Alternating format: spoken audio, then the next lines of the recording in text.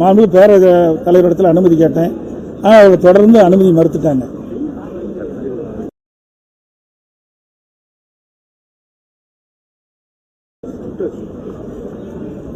இன்றைக்கு தமிழகத்தில் கோவை, திருப்பூர், நாமக்கல், ஈரோடு, விழுப்புரம், தமிழகம் முழுவதும் பல மாவட்டங்களில் கறிக்கோழி வளர்ப்பு பண்ணை வந்து நடத்தி வர்றாங்க.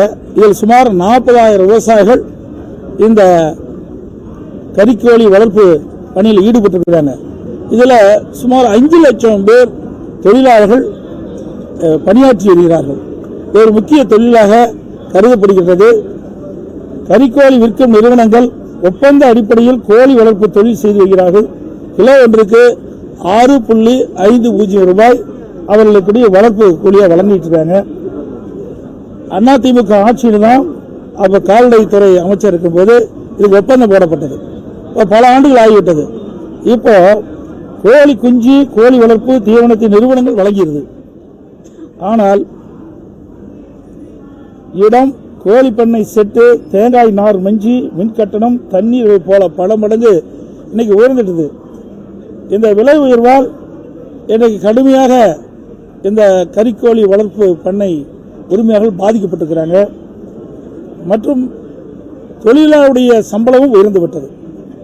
இதனால் இந்த கறிக்கோழி வளர்ப்பு பண்ணை உரிமையாளர்கள் இதனுடைய வளர்ப்பு வகை உயர்த்தி கொடுக்க வேண்டும் என்று பலமுறை கோரிக்கை வைத்தார்கள். அரசிடம் 6 மாத காலமாக தொடர்ந்து இது குறித்து அரசுடைய கவனத்தை கொண்டு வருவதற்கு போராட்டம் நடத்திட்டு இருந்தாங்க.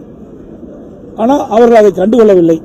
அவர்கள் இன்றைக்கு இருக்கின்ற சூழ்நிலைக்கு தக்கவாறு இந்த மின்கட்டண உயர்வு, தொழிலாளருடைய சம்பள உயர்வு, இப்படி பல வகையிலும் இந்த கோழி வளர்ப்பு பண்ணையில் இருக்கின்ற இந்த உரிமையாளர்கள் கடுமையாக பாதிக்கப்பட்ட காரணத்தினால அதை 6 ரூபா 50 காசிலிருந்து 20 ரூபாயை உயர்த்தி வழங்க வேண்டும் என்று கோரிக்கை வைத்து வந்தார்கள். இது குறித்து அரசுடைய கவனத்துக்கு கொண்டாந்தாங்க. அரசு 7/1/2026 மற்றும் 21/1/2026 முத்தரப்பு பேச்சுவார்த்தை நடத்தப்படும் என்று அறிவிப்பை கொடுத்துவிட்டு முத்தரப்பு பேச்சுவார்த்தையை நடத்தல, நிராகரிச்சுட்டாங்க. இதில் சுமார் 40,000 விவசாய குடும்பங்கள் இதில் பாதிப்புக்குள்ளாகிறாங்க. 5 லட்சம் தொழிலாளர்கள் ஈடுபட்டிருக்காங்க. ஆனால் அரசு வேண்டுமென்றே திட்டமிட்டு இந்த கறிக்கோழி வாங்குகின்ற நிறுவனங்களுக்கு சாதகமாக செயல்பட்டு வருகிறது. அதுதான் இப்போ தெளிவாக வருது. ஏன்னா இன்றைக்கு இருக்கின்ற சூழ்நிலைக்கு தக்கவாறு இவர்களுடைய கூலி உயர்வை, அந்த கோழி வளர்ப்பு செலவு அதிகரித்த காரணத்தினால அந்த கோழி வளர்ப்புக்கு எவ்வளவு செலவு உயர்ந்திருக்கோ அதற்கு ஏற்றவாறு அவர் உயர்ந்து கொடுக்க வேண்டும் என்றுதான் அவருடைய கோரிக்கை. இதை 0 வரையில் நான் கொண்டு வந்தேன். இதை கூட பேசுவதற்கு இந்த அரசாங்கம் அனுமதிக்கல. எந்த அளவுக்கு இந்த அரசாங்கம் சர்வாதிகார போக்கை கடைபிடிக்கும் என்பது இது தெரியுது. இன்னொன்று, சிக்கன் குனியா இன்னைக்கு எல்லா பத்திரிகைகளும் வந்திருக்குது, ஊடகத்திலையும் வந்திருக்குது. இந்த அரசாங்கம் பொறுப்பேற்றதிலிருந்து இந்த கொசு ஒழிப்பில் அக்கறை செலுத்துதில்லை. இந்த கொசுனால தான் பல நோய்கள் மக்களுக்கு தாக்கப்படுகிறது.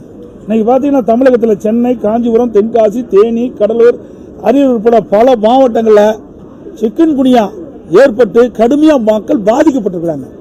அந்த பாதிப்புக்குள்ளான மக்களுக்கு ஆங்காங்கே முகாம்கள் நடத்தி யாரெல்லாம் பாதிக்கப்பட்டார்களோ அவர்களெல்லாம் என்னென்ன அறிகுறி இருக்கின்றதோ அதன் மூலமாக அந்த முகாமிலே அவர்கள் சிகிச்சை பெறக்கூடிய நடவடிக்கை இந்த அரசு எடுக்க வேண்டும் என்று அதுவும் நான் 0 வரை எழுப்பதாக இருந்தோம். அதுக்கு அனுமதி கொடுக்கல.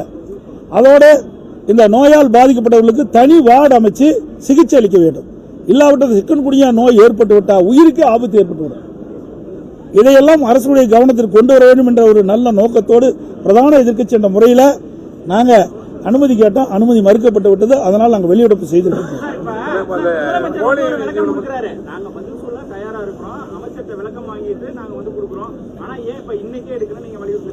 அதாவது 0 வரில் நேற்றைய தினம் கைது பண்ணி இன்றைக்கு விவசாயிகள் 6 மாதம் போராடிட்டு இருக்கிறாங்க. இன்னும் நடக்கிறது 2 நாள் தான் இருக்குது. இன்னைக்கு என்ன பதில் சொல்லுதல் என்ன? நேற்றைய தினமே கொடுத்துட்டோம். இது எவ்வளவு முக்கிய பிரச்சனை? 40,000 விவசாயிகள் குடும்பத்துடைய பிரச்சனை, 5 லட்சம் தொழிலாளர்களுடைய வாழ்வாதார பிரச்சனை. இதை கூட இந்த அரசு அக்கறையாக எடுத்து அதுக்கு உரிய பதில் கொடுக்கல. என்ன இன்னொன்று, நான் நேற்றைய தினம் அந்த 55 விதியின் கீழ் நான் அதில் கையெழுத்தில்லை. 0 வரில் பிரதான எதிர்க்கட்சி தலைவர் என்ற முறையில் 0 வரில் எழுப்புவதற்கு மரபு இருக்குது. இது ஏற்கனவே திராவிட முன்னேற்ற கழக ஆட்சி இருக்கின்ற பொழுது தொடர்ந்து ஈரோடுல பல கேள்விகள் எழுப்பினாங்க, பல பிரச்சனையை எழுப்பினாங்க. நாங்கள் அதுக்குரிய பதில் கொடுத்தோம். ஆனால் இன்றைய தினம் இந்த அரசு வேண்டுமென்றே திட்டமிட்டு பிரதான எதிர்க்கட்சி தலைவர் பேசுவதை பேசக்கூடாது என்ற ஒரே நிலைப்பாட்டின் காரணமாக தான் எனக்கு பேசுவதற்கு அனுமதி மறுக்கப்பட்டது. ஆக இவர்கள் எல்லாமே தெரியாதெல்லாம் ஒன்றும் இல்லையா, போராட்டம் பண்ணிட்டு இருக்காங்க, அரசாங்கத்துக்கு தெரியாதா? அப்படி தெரியாத அரசாங்கம் இருந்தா இந்த அரசாங்கம் மோசமான அரசாங்கம் தான் பொருள். ஒரு நாட்டில் நிலவுகின்ற பிரச்சனை 6 மாதமா தொடர்ந்து விவசாயிகள் தங்களுடைய உரிமைக்காக போராடி கொண்டிருக்கிறாங்க, தங்களுடைய பிரச்சனையை முன்வைத்து போராடி கொண்டிருக்கிறாங்க. அரசும் 2 முறை உத்தரப்பு பேச்சுவார்த்தை நடத்தப்படும் என்று அறிவிக்கப்பட்டு நடத்தல. இதெல்லாம் அரசாங்கத்துக்கு தெரியாதா? இதெல்லாம் துறை அமைச்சருக்கு தெரியாதா? அப்படி தெரியலனா இந்த ஆட்சி அகற்றப்பட வேண்டிய ஆட்சி என்பது மக்கள் முடிவு செய்து விட்டாங்க. என்ன சொல்றாங்கன்னா, நேற்று விவசாயிகள் பொறுத்த வரைக்கும் அவங்க வந்து எங்களுக்கு அரசாங்கத்துக்கு எங்களுக்கு சம்பந்தம் இல்லைங்கிற மாதிரி அவங்க பேசிட்டு இருக்காங்க. ஏன்னா நைட்டோட வர சொல்லிட்டு அத்தனை பேர் காத்திருந்தவங்களை வந்து வராம பேஸ் பண்ணி நீங்களும் நிறுவனம் தான் பேசிக்கணும்னு சொல்லியிருக்காங்களே, எப்படி கால்நடைத்துறைக்கு சம்பந்தம் இல்லாம போயிருமா? அதான் நான் கொண்டு வருவதற்கு நான் முயற்சி செஞ்சேன். ஆனா இந்த அரசாங்கம் விவசாயிகள் பக்கம் இல்லை, இந்த முதலாளி பக்கம் இருப்பதாகத்தான் தோன்றுது. ஏன்னா உண்மையிலேயே இந்த விவசாயிகள் பாதிக்கப்பட்டிருக்கிற நிலை தெரிஞ்சிருந்தா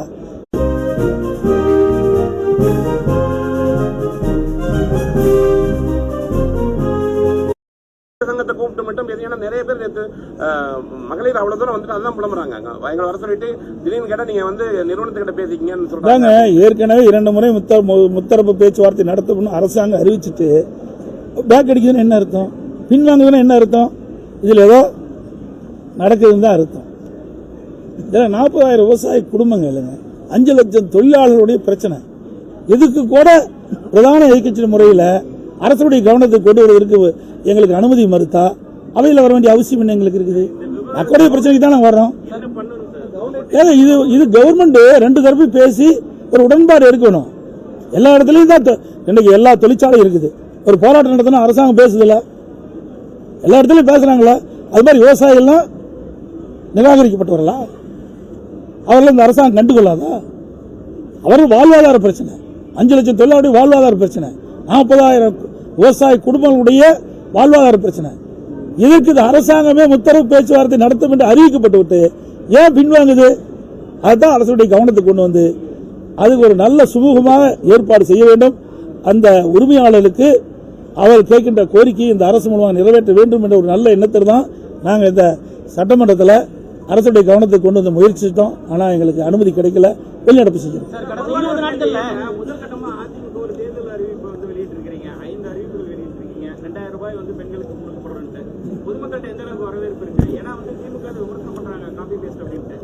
அதாவதுங்க அவையில் அப்படித்தான் பேசுவாங்க. ஏன்னா இது வந்து மற்றவர்களை நாங்கள் காப்பி அடித்து அறிவிக்க வேண்டிய அவசியமே இல்லை. ஏற்கனவே 2021 சட்டமன்ற பொதுத் தேர்தலின் போது முதல்ல தேர்தல் அறிக்கை வெளியிட்டது அதிமுக. எங்களுக்கு பிறகு 1 மணி நேரம் கழிச்சு தான் திமுக தேர்தல் அறிக்கை வெளியிட்டாங்க. அப்பொழுதே எங்களுடைய தேர்தல் அறிக்கையில் இது இடம்பெற்றிருக்குது. இதில் நான் வேணா படிக்கிறேன். அதாவது அறிவிப்பு எண் 2 மகளிர் நலன் எங்களுடைய புத்தகம், எங்களுடைய என்னன்னு காட்டிடுறோம். ஏன்னா இந்த அமைச்சரெல்லாம் வேணுமென்றே திட்டமிட்டு ஒரு தவறான செய்தி சொல்லிட்டு வராங்க. இது எங்களுடைய அறிவிப்பு புத்தகம் அப்போவே வெளியிட்டோம். 2021ஆம் ஆண்டு அனைத்து இந்திய அண்ணா திராவிட முன்னேற்ற கழகத்தினுடைய தேர்தல் அறிவிப்புகள் இதை நாங்கள் கொடுத்துருக்குறோம். இதில் பார்த்தீங்கன்னா 2வது அறிவிப்பு மகளிர் நலன் குலவிளக்கு திட்டம். சமூகத்தில் பொருளாதார சமநிலையை உருவாக்கிட குலவிளக்கு திட்டத்தின் மூலம் அனைத்து குடும்ப அட்டைதாரர்களுக்கும் ஒவ்வொரு மாதம் உதவித்தொகையாக 1500 வழங்கப்படும். இத்தொகை குடும்ப தலைவின் வங்கி கணக்கில் செலுத்தப்படும். 3வது அறிவிப்பு மகளிருக்கு பேருந்து பயணச் சலுகை. நகர பேருந்துகளில் பயணம் செய்யும் மகளிருக்கு பேருந்து கட்டணத்தில் 50% கட்டணம் வழங்கப்படும். அதான் நாங்கள் ஏற்கனவே அறிவிச்ச திட்டம் தான், ஒரு புதுசாக ஒன்று நாங்கள் இல்லை. அதே மாதிரி வீடு அம்மா இல்ல திட்டம் அது நாங்கள் ஏற்கனவே அறிவிச்சிருக்கிறோம். குடியிருப்புக்கு சொந்த வீடு இல்லாதவர்களுக்கு கிராமப்புறங்களில் அரசே இடம் வாங்கி காங்கிரீட் வீடு கட்டித்தரப்படும். நகர்ப்பகுதியில் அரசே இடம் வாங்கி அடுக்குமாடி வீடுகள் கட்டி அம்மா இல்ல திட்டம் மூலம் விலையில்லா வழங்கப்படும். இது அறிவிப்பு 1. இதெல்லாம் நாங்கள் ஏற்கனவே அனைத்து இந்திய அண்ணா திராவிட முன்னேற்ற கழகத்தினுடைய தேர்தல் அறிக்கையில் நாங்கள் அறிவிச்சிருக்கிறோம். அந்த அறிவிப்பின்படி தான் இப்போ மீண்டும் 2026 சட்டமன்ற பொதுத் தேர்தலில் எங்களுடைய அறிவிப்பை வெளியிட்டு மக்களிடத்தில் மிகப்பெரிய வரவேற்பை பெற்றிருக்குது. அந்த வரவேற்பை பெற்ற காலத்தில் தான் அந்த எரிச்சல் தான் ஒவ்வொரு நாளும் ஒவ்வொரு அமைச்சர் ஒவ்வொரு விதமா பதில் சொல்லிட்டு இருக்காங்க. தாலிக்கு தங்க திட்டம் தொடர்ந்து சொல்லிட்டு இருக்காங்க. நான் ஏற்கனவே அனைத்து இந்திய அண்ணா திராவிட முன்னேற்ற கழக ஆட்சியில் கொண்டு வரப்பட்டு திராவிட முன்னேற்ற கழக ஆட்சியில் நிறுத்தப்பட்ட திட்டங்கள் அனைத்தும் நிறைவேற்றப்படும் என்று ஏற்கனவே தெரிவிச்சிட்டேன். நீங்க கூட மடிக்கணினி திட்டம், இந்த மடிக்கணினி திட்டம் இது மாண்புமிகு புரட்சித் தலைவி அம்மா அவர்கள் தமிழகத்தினுடைய முதலமைச்சராக அரியணையில் இருக்கின்ற பொழுது அரசு பள்ளியில் படிக்கின்ற மாணவர்கள், அந்த மாணவர்கள் திறமையானவர்களாக அறிவுபூர்வமான மாணவர்களாக விஞ்ஞான கல்வி கிடைக்க வேண்டும் என்ற அடிப்படையில் சுமார் 52,36,000 மாணவ மாணவிகளுக்கு விலையில்லா மடிக்கணினி கொடுத்தோம். இந்த அரசு அப்படி நிறுத்திக்கிட்டு அதுக்கு பிறகு 4 ஆண்டு காலம் தொடர்ந்து சட்டமன்றத்தில் நாங்கள் வலியுறுத்தி வந்தோம். எங்களுடைய சட்டமன்றத்தில் வலியுறுத்தி வந்தாங்க. நாங்கள் தொலைக்காட்சி மூலமாக எங்களுடைய கருத்தை தெரிவித்தோம், அறிக்கையின் மூலமாக தெரிவித்தோம். ஆனால் 4 ஆண்டு காலமாக இந்த மடிக்கணினி வழங்கிட்ட திட்டத்தை இந்த அரசு நிறுத்தி இருந்தது. இப்போ இந்த அரசு தோல்வி பயத்தின் காரணமாக, திமுக கட்சி தோல்வி பயத்தின் காரணமாக, அடுத்த ஆண்டு நடைபெற்ற சட்டமன்ற தேர்தலில் தோல்வியுற்றுமை என்ற அச்சத்தின் காரணமாக இப்பொழுது 10 லட்சம் கல்லூரி மாணவர்களுக்கு கொடுப்பதாக அறிவிச்சிருக்கிறாங்க. அது கூட முழுசாக கொடுக்க முடியாது. ஏன்னா அறிவிச்ச உடனே அதில் அதை தயாரித்து கொடுக்கிற அளவுக்கு அந்த நிறுவனம் இல்லை என்றுதான் எனக்கு கிடைத்த தகவல். அது மட்டும் இல்லை, இதை வேண்டுமென்றே திட்டமிட்டு அந்த மாணவருடைய வாக்குகளை பெறுவதற்கு அந்த திட்டத்தை அறிவிச்சிருக்கிறாங்க. உண்மையிலேயே அந்த மாணவர்களுக்கு நல்லது நடக்க வேண்டும், நன்மை நடக்க வேண்டும் இருந்தால் இந்த கல்லூரி துவங்குவதற்கு முன்பாகவே இதை கொடுத்திருந்தா பயனுள்ளதாக இருக்கும். அதில் கடனுடனே வாங்கி, கல்லூரி திறந்த உடனே கடனுடனே வாங்கி அவர்கள் அந்த மாணவர்கள் இன்னைக்கு இந்த லேப்டாப் வாங்கியிருக்கிறாங்க. அப்புறம் 3 ஆண்டு முடிஞ்சு மாணவர்கள் வெளியே பட்டப்படிப்பு முடிஞ்சு அவர்கள் அந்த பட்டப்படி முடிஞ்சு போகின்ற காலத்தில் இப்போ அந்த மடிக்கணினி கொடுக்குறாங்க. அதனால எந்த ஒரு பயனும் மாணவர்களுக்கு கிடைக்கல. ஆக வேண்டுமென்றே திட்டமிட்டு அதிமுக ஆட்சியில் கொண்டு வரப்பட்ட திட்டம் முடக்கிறாங்க. ஆனால் இன்றைக்கு இந்த மாணவர் மத்தியில், இளைஞர்கள் மத்தியில் இந்த மடிக்கணினி திட்டம் நிறுத்தப்பட்டதால் மிகப்பெரிய வெறுப்பு ஏற்பட்ட காரணத்தினால அவருடைய இளைஞர்களுடைய வாக்குகளை பெறுவதற்காக மீண்டும் இந்த திட்டத்தை இந்த அரசு அறிவிச்சிருக்கு. கடந்த 20 நாட்களில் தமிழகத்தில் 70க்கும் மேற்பட்ட சிறுமிகள், பெண்கள் பாலியல் வன்கொடுமைக்கு ஆளாக்கப்பட்டிருக்காங்க. 80 கொலைகள் நடந்திருக்கு. குறிப்பா கொலை செய்யக்கூடிய சம்பவங்கள் ரீல் செய்யக்கூடிய ஒரு நிலை இன்னைக்கு ஏற்பட்டிருக்கு. அதை பத்தி என்ன? அதாங்க, நான் ஏற்கனவே பலமுறை சொல்லிட்டேங்க, ஊடகத்தின் வாயில, பத்திரிகை வாயில சொல்லியிருக்கிறேன். இன்றைக்கு தமிழகத்தில் திராவிட முன்னேற்ற கழக ஆட்சி எப்பொழுது அமைக்கப்பட்டதோ அன்றிலிருந்து இன்று வரை சட்ட ஒழுங்கு அடியோடு சீர்கிட்டு விட்டது. இதற்கு முழுக்க காரணம் போதைப்பொருள் விற்பனை தான். அந்த போதைப்பொருள் விற்பனையை தடுக்க இயலாத ஒரு அரசாங்கம், கையிலாகாத அரசாங்கம் தான் இந்த அரசாங்கம் இருக்குது. இத்தனை நிகழ்வுகள் நடைபெறுவதெல்லாம் இந்த போதை ஆசாமிகளால், அதுவும் கஞ்சா போதை ஆசாமிகளால் தான் இந்த கொடூரமான செயல் நடைபெற்றுக் கொண்டிருக்கின்றன. அண்மையில் கூட சமூகத்துறை அமைச்சர் தூத்துக்குடியில் ஒரு நிகழ்ச்சியில் கலந்து கொண்டு பேசுகின்ற பொழுது, தமிழகத்தில் திராவிட முன்னேற்ற கழகம் ஆட்சிக்கு வந்த பிறகு இந்த 4.5 ஆண்டு காலத்தில் 6,999 சிறுமிகள் போக்சோ சட்டத்தால் இன்னைக்கு பாதிக்கப்பட்டு போக்சோ சட்டம் பதிவு செய்யப்பட்டதை சொல்லுங்க. 6,999 போக்சோ வழக்குகள் பதிவு செய்யப்பட்டதை சொல்லியிருக்காங்க. அதற்கு பாதிக்கப்பட்டவர்களுக்கு 104 கோடி நிவாரணம் கொடுக்கறத பெருமையா பேசுறாங்க. எவ்வளவு ஒரு மோசமான அரசாங்கம்! இன்னைக்கு ஒவ்வொரு மாதமும் இன்றைக்கு சிறுமிகள் பாதிக்கப்படுறாங்க, பெண்கள் பாதிக்கப்படுறாங்க. அது தொடர்ந்து இந்த ஆட்சியில் நடந்து கொண்டிருக்கின்றது. அதை கட்டுப்படுத்த இந்த அரசால் முடியல. அது காரணம் போதை விற்பனை அதிகரிச்சிட்டது. சிறுமிகளுக்கு, அதாவது இந்த ஆண்டு ஜனவரி முதல் 20 நாட்களில் சிறுமிகளுக்கு எதிரான பாலியல் குற்றங்கள் போக்சோ 46 வழக்குகள் பதிவு செய்யப்பட்டது.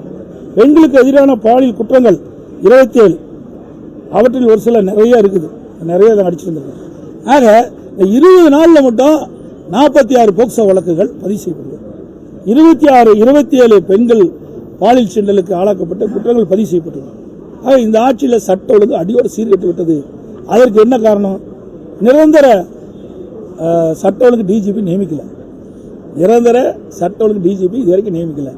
ஏற்கனவே இந்த அரசாங்கம் யாரெல்லாம் தகுதியானவர்கள் அதில் பட்டியல மத்திய யூபிஎஸ்சிக்கு அனுப்பிச்சது.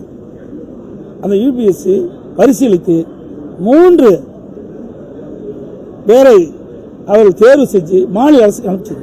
அந்த 3 பேரில் ஒருவரை நிரந்தர டிஜிபியாக நியமிக்கப்பட வேண்டும். இதுதான் விதி. ஆனால் அதை பற்றியே கவலைப்படாத அரசாங்கம் ஒரு பொறுப்பு டிஜிபி நியமிச்சாங்க சட்ட ஒழுங்கு. அந்த அவருக்கு உடல்நிலை சரியில்லை, அதுக்கு ஒரு பொறுப்பு டிஜிபி நியமிச்சிருக்காங்க. அப்புறம் எப்படி இவங்க சட்ட ஒழுங்கு பாதுகாக்க முடியும்? சட்ட ஒழுங்கு பாதுகாக்கக்கூடிய ஒரு நிரந்தர டிஜிபி இல்லாதனாலதான் இவ்வளவு மோசமான நிலைக்கு போயிட்டு இருக்குது. அதை பற்றிலாம் இந்த அரசாங்கத்துக்கு கவலையே இல்லை. தங்களுக்கு கைப்பாவையாக ஒரு டிஜிபி தேவை.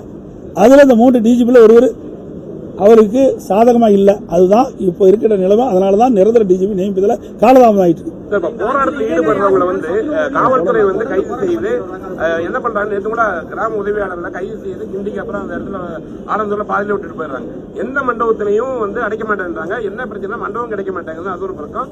அவங்களுக்கு சரியான காவல்துறை கைது செய்யப்பட்ட அந்த அவங்க போராட்டக்காரர்கள் கூட சரியான அடைக்க முடியாத சூழல் இருக்கு. மனதளவுல காவல்துறையினரும் பாதிச்சிருக்காங்க. ஒவ்வொரு முறையுமே போராட்டத்துல போன வருஷத்துல ஆரம்பிச்ச போராட்டத்துல இருந்து அவங்க சாப்பாடு வாங்கி கொடுக்கற முதற்கொண்டு எல்லாமே இருக்காங்க.